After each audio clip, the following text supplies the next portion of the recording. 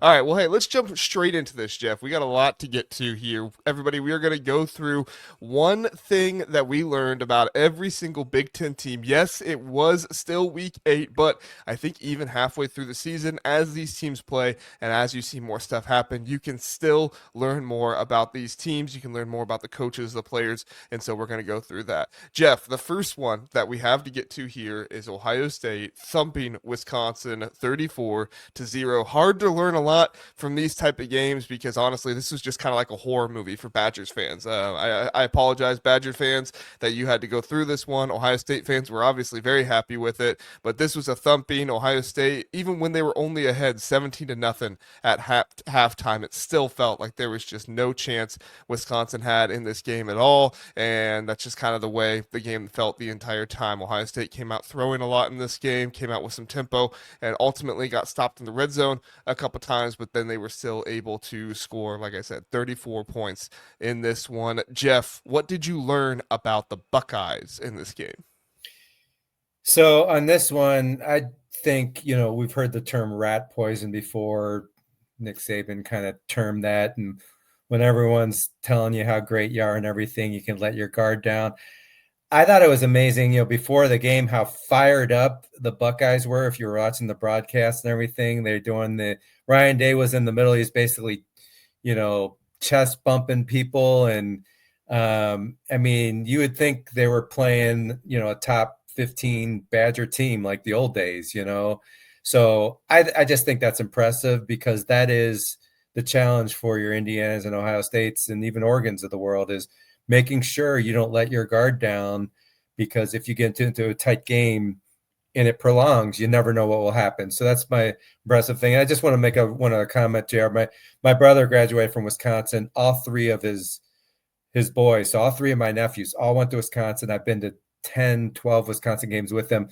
And I asked, did you watch the game? They all said basically, we watched the first quarter and then we said, we're good. We understand how this is going to, and they all tuned out. So, that's bad news. I know we're not talking Wisconsin here, but we'll talk later, but that's really bad if your fan base is checking out after the first quarter of a game.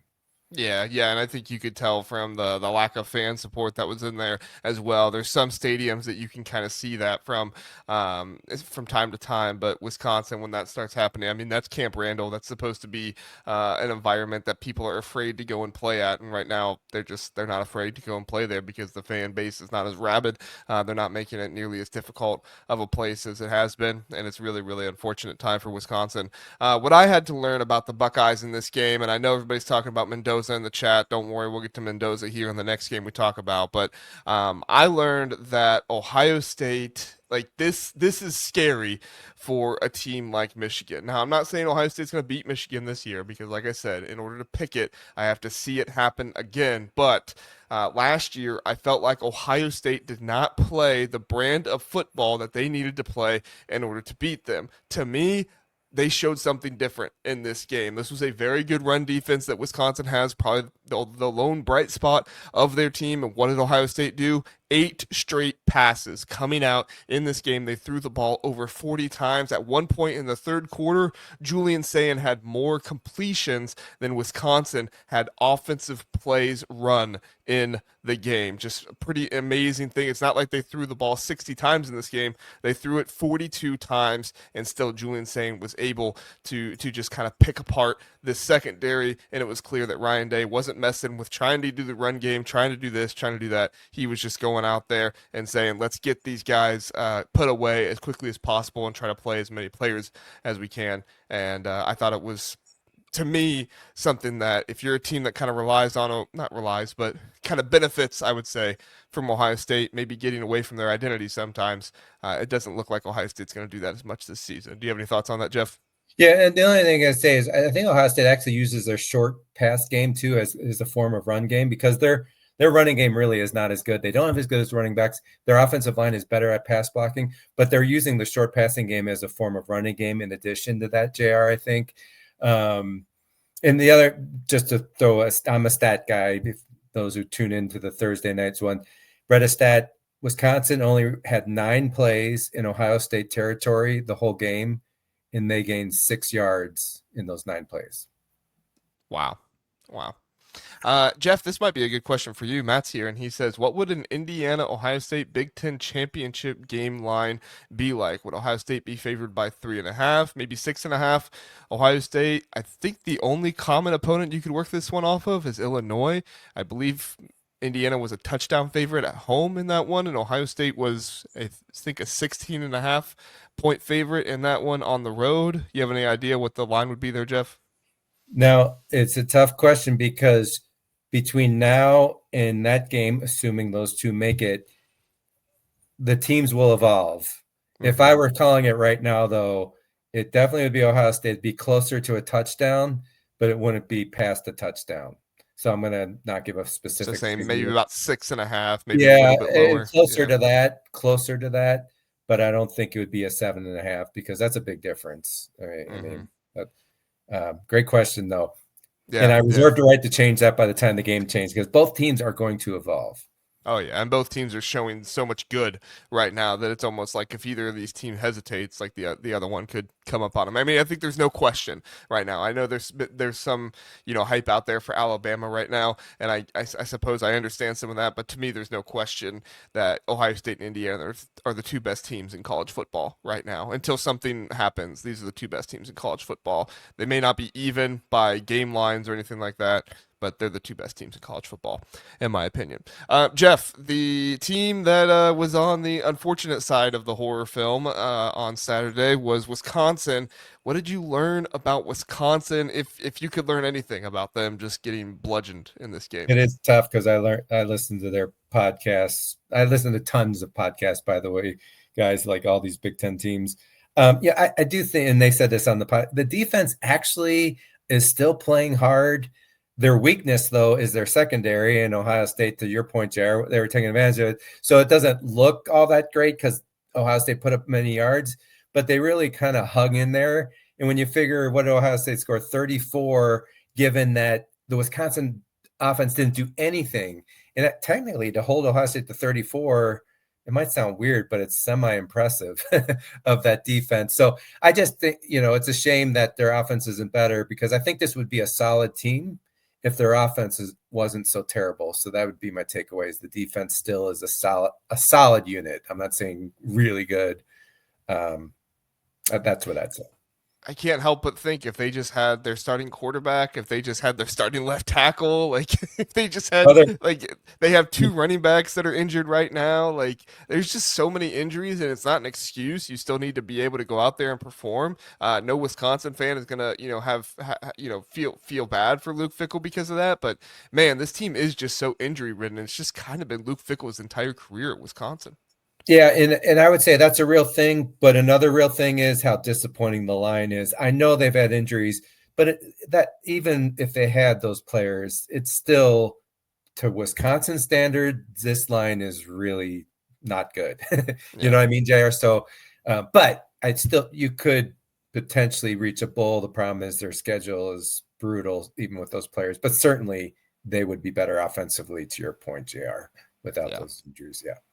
Tough stuff. The thing I learned, and this was less on the football field, and it was more kind of just watching Luke Fickell and his post-game press conference, because this was the last thing that I wrote down that I learned because it was just so difficult to try and pick something from this.